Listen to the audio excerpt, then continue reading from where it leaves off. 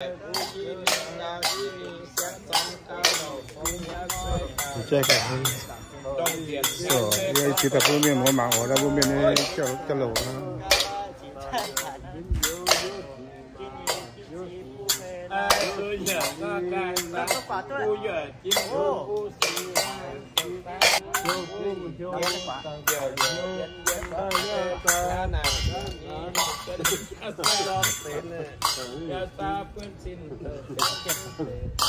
Nỡ thì cháu hả? Quân chơi quân cao.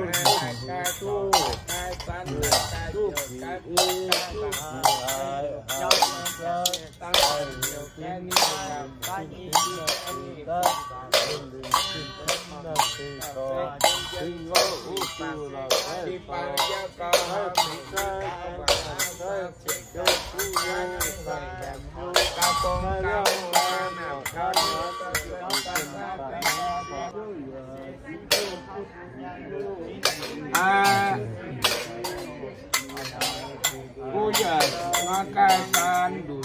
chín quen chăm nha đùi chín quen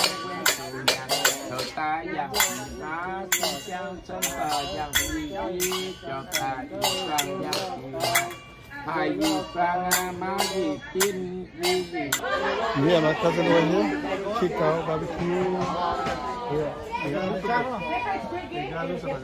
phiêu hay sao nè mày khát đi khi cao mày say hello nghĩa từ đó chính như mình mua cho công ở rồi phiêu lập pháp là hai số đang nhận là hai mà mua số đó không giảm số nên rất phải giảm nếu đi hít quần này có phải giảm số có phải giảm bây giờ đánh cái bao nhiêu chắc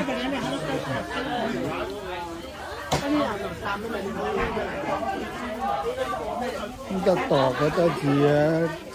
chính đâu là chỉ biết là đang tăng cơ đi chín cơ mà cái đó chín bự chia mà gì ạ chín bự chia mà gì ạ chín cơ mà nhìn cam cơ thì không đang cơ nên rồi tôi không cơ mà mới tông cam xưa này tôi hay là lõm một con mà that's the hai bờ lê nhà lê tôi thì lò con nữa ok không lò lấy ta nhà lấy ta lò hay cút à à chạy tôi